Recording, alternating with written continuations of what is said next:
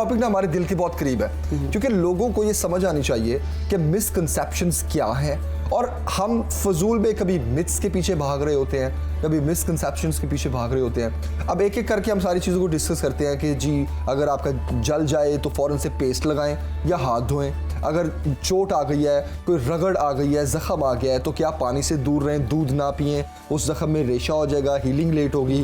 Please. ठीक है, इसमें बेसिकली मिसकंसेप्शंस हैं जो कि सुनी सुनाई बातें, जिन चीज़ों को हम लोगों ने कह लें कि इन्फोर्स करना सीख ली है, हमें किसी ने पढ़ाया नहीं है, लेकिन हम लोगों ने सुन के ये करना शुरू कर दी है। 3-4 चीज़ें हैं जो कि मुझे डेली बेसिस पर हम लोग फेस करते हैं, और लिटरली हम बहुत फ्रस्ट्रेट होते हैं कि लोग इन सुनी सुनाई बातों से अपने आप को कितना नुकसान कर लेते हैं। सबसे पहली चीज़ तो ये है, जो ही बंदा कोई गिरता है, चोट लगती है, स्वेलिंग हो जाती है, और फ़ौरन कहते हैं कि जी रेत गर्म करके इसको लगाएं।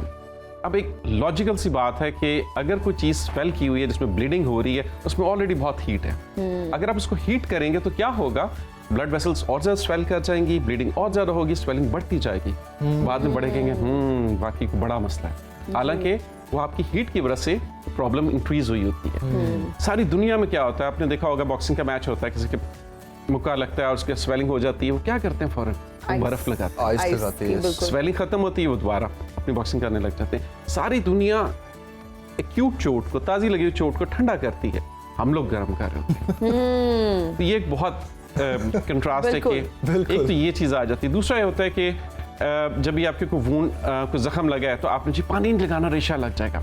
हालांकि अगर देखें, अल्लाह ताला ने सबसे साफ सुथरी चीज़ पानी बनाई है।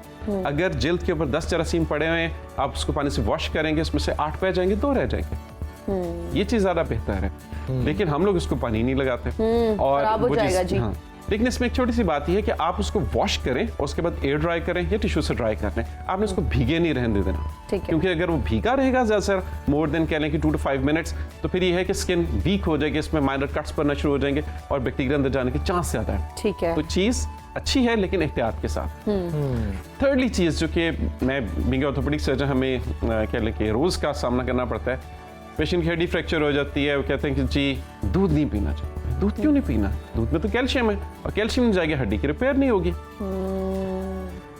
पूछा जाता है कि हाँ जी आप क्या करते हैं? नहीं जी, अम्मा ने कहा था कि जी आपने 40 दिन तक पाए खाने, कीमा खाना है, गोश्त खाना है। अब गोश्त, कीमा और पाए में क्या है? Cholesterol, proteins. ठीक है, प्रोटीन्स, अगर आपके मसल डैमेज है, प्रोटीन्स खाएं जितने मर्जी, लेकिन कोलेस्ट्रॉल खा के मरीज बेचारा आगे चलने फिरने के काबिल नहीं है। ऑयली चीज़ें खा के उसके स्टमक एसिडिटी बढ़ जाती है, उल्टियाँ होती हैं, बुरी हालत हो जाती है। लेकिन जो मेन चीज़ को चाहिए थी, दूध, वो नहीं दिया जाता, और वो कहा जाता है जी रेशा करेगा। जी रेशा। तो मैं उनका जवाब मैंने सिंपल से मैंने रखा हुआ आंसर सारों को, कि जो भी कहते हैं जी रेशा पड़ जाता, मैं कहता हूँ जी खाला आपने दूध ज़हब में नहीं डालना, मैदे में डालना, और मैदे का जो एसिड है वो फ़ौरन दूध को दही बना के उसको फाड़ देगा, और इसमें से कैल्शियम एब्जॉर्ब हो जाएगा, प्रोटीन्स मसल की तरफ चला जाएगा, और जो है पानी वगैरह जज़ब हो जाएगा, बाकी सारा एक्सट्रीट। अच्छा डॉक्टर साहब, जब कोई चोट लगती है तो ये भी कहा जाता है कि फ़ौरन से पट्टी नहीं करनी। अगर गर्मियों में कोई चोट लगती है तो जी खुले रहने दो, जख्म को ऊपर पायोडीन लगा लो, डिटोल लगा लो, खुद ही वो ठीक हो जाएगा। What's your take on that? Depend करता है कि वूंड किस तरह का है। अगर तो वूंड से कह लें कि स्किन ऊपर से उतर गई है, ब्लड आ गया, हाँ उसको कवर करना जरूरी है ताकि उसमें डस्ट वगैरह ना आ जाए। अच्छा, ओके। लेकिन कुछ वुंड्स ऐसे होते हैं जिनको आपने कवर नहीं करना होता, जैसा कि जिस तरह के एक रगड़ लग गई है, अच्छा, और इतनी फ्रैंक ब्लीडिंग नहीं हो रही है, उसको अगर आप ड्राई करेंगे, उसको क्लीन आ जाएगा, नेचुरल मैकेनिज्म है, वो कवर हो जाएगा, जो उसका स्कैब बन जाएगा, बेस्ट है। लेकिन अगर वुंड गहरा है और उससे मुसलसल ब्लीडिंग हो रही है या उससे पानी जिस्म का रिस रहा है, तो उसको कवर करना जरूरी होता है। हाँ, आप ये करें कि उसको फ्रीक्वेंट चेंज करते रहें, ताकि ये ना हो कि जो पानी अंदर इकट्ठा हो रहा है, साथ में स्वेटिंग हो रही है, पसीना इकट्ठा हो रहा है, तो फिर वो और ज्यादा खराब हो जाएगा। क्योंकि हम लोग की स्किन के ऊपर ऑलरेडी जरासीम होते हैं, जो कि हम लोग के कह लें कि एक नेचुरल अल्लाह ताला ने स्किन का फ्लोरा बनाया है कि उसमें जरासीम होते ही होते हैं, उनसे हम नहीं बच सकते। लेकिन अगर आप फ्रीक्वेंट बेंच चेंज करें और उससे ठीक हो जाता है। अच्छा डॉक्टर साहब, बच्चों के प्रॉब्लम्स जब वेदर चेंज हो रहा होता है तो वो सबसे ज़्यादा यही होते हैं कि उनको या तो चेस्ट पे रेशा हो जाता है या गले में हो जाता है, कभी कभार इन्फेक्शन भी हो जाता है। अच्छा, ऐसे में बड़ी बातें सुनने को मिलती है, इसको केला नहीं खिलाना, ये रेशा बढ़ जाएगा, इसको दूध नहीं पिलाना, ये रेशा बढ़ जाएगा, और इस पर क्या कहेंगे? यहाँ पर एक छोटा सा कंट्रास्ट ले, सारा साल आप लेमन खाते हैं, ठीक है, आप कोक्स वगैरह पीते हैं, सर्दियों में आके क्यों वो कोक इन्फेक्शन कर देती है? क्यों कर देता है? सवाल है कि आप सारा साल पीते हैं, ना आपको कोक ने तंग किया, ना आपको लेमन लड्डू ने पीठे किया, ने ये तंग किया, ना किसी गोलगप्पों ने तंग किया, लेकिन सर्दियों में आके वो क्यों करते हैं? उसकी वजह यह है कि आपके जो गले के जो स्ट्रेप्टोकोकस वगैरह जो जरासीम है वो ठंडे और खट्टे मीडियम में परवरिश पाते हैं, और जरासीम का होना जरूरी है, तब इन्फेक्शन होगा। बेसिकली कोक ने सॉफ्ट ड्रिंक यानी जितने भी हैं कोल्ड ड्रिंक्स ने या एसिडिक जो भी है फूड्स ने, इन्होंने मसला नहीं करना, Fizzy इन्होंने drinks, एक मीडियम प्रोवाइड करना है। जब जरासीम होंगे तो वो प्रोलिफरेट करेंगे, तब इन्फेक्शन होगा। तो बेसिकली कसूर उसका नहीं है, कसूर रहता है कि इन्फेक्शन यानी जरासीम कहीं ना कहीं से आए होते हैं, और जब आते हैं आप कुछ ना भी करें इन्फेक्शन तो फिर हो ही जाता है। अच्छा डॉक्टर साहब, बच्चों की बात करते हैं, छोटे बच्चों की, जितना वो भागते दौड़ते हैं माशाल्लाह से, अक्सर बच्चों को चोटें भी चोट लगती हैं, लग जाती है बिल्कुल, और फिर हीलिंग का प्रोसेस इसलिए भी स्लो होता है कि बच्चे टिकते ही नहीं है, इधर भाग रहे हैं। चोट लगने के बाद भी एक्टिविटी और हाइपर एक्टिविटी का लेवल उस तरह से होता है कि बच्चे सुकून नहीं करते। तो बच्चों की चोटें किस तरह से ठीक हो सकती हैं? अच्छा, मुझे लगा कैसा पूछने लगी है बच्चे किस तरह सुकून में आए। वो तो नहीं बच्चों हो की सकता। चोटें वो तो देखिए, बिल्कुल नहीं हो याद सकता। रखिए, एक चीज होती है नेचुरल मैकेनिज्म। अल्लाह ताला ने हर चीज का इंसान के अंदर सिस्टम लगाया हुआ है। बच्चे जो हैं वो बड़े आइडियल पेशेंट्स होते हैं इन द सेंस कि अगर उनको पेन है उन्होंने रुक जाना है, ना बाजू मूव नहीं करना। अगर उनको पेन नहीं है उन्हें हर चीज के लिए मूव करना है।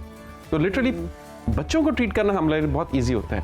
असल प्रॉब्लम आती बड़ों की, क्योंकि बड़े जो होते हैं मैं अगर ये ज्यादा चल लिया तो ये हो जाएगा, वो हो जाएगा, डर खौफ, ये चीज़ सबसे ज़्यादा डिस्टर्ब करती है। बच्चों में कोई प्रॉब्लम नहीं है। बच्चों में हाँ, अगर कोई फ्रैक्चर है, अनस्टेबल है, आप उसे ऑपरेट करें, उसे स्टेबल कर दें, दैट्स इट। लेकिन अगर वो चीज़ अपनी जगह पर ऑलरेडी स्टेबल है, उसकी कोई परेशानी नहीं है, फिर बच्चे को खेलने दें। उसको पेन होगी वो खुद ही बैठ जाएगा। तो हर चीज़ आप अपने हाथ में नहीं ले सकते, कुछ चीज़ें नेचर पर भी छोड़ देते हैं। जी।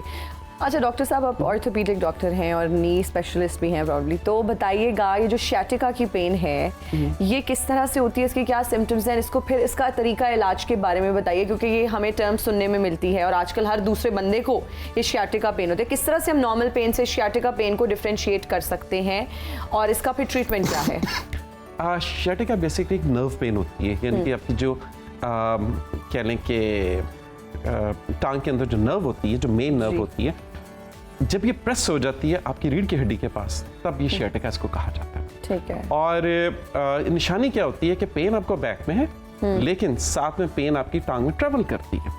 अब एक छोटी सी बात है कि अगर आपका एक मसल में प्रॉब्लम होती तो मसल यहाँ से शुरू हुआ, यहाँ खत्म हो गया, बोन यहाँ से शुरू यहाँ खत्म हो गई, एक एरिया क्रॉस करके दूसरा और तीसरे में क्यों गई पेन?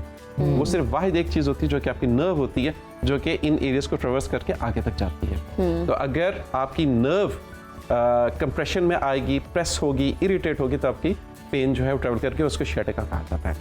अब इसका इलाज क्या है?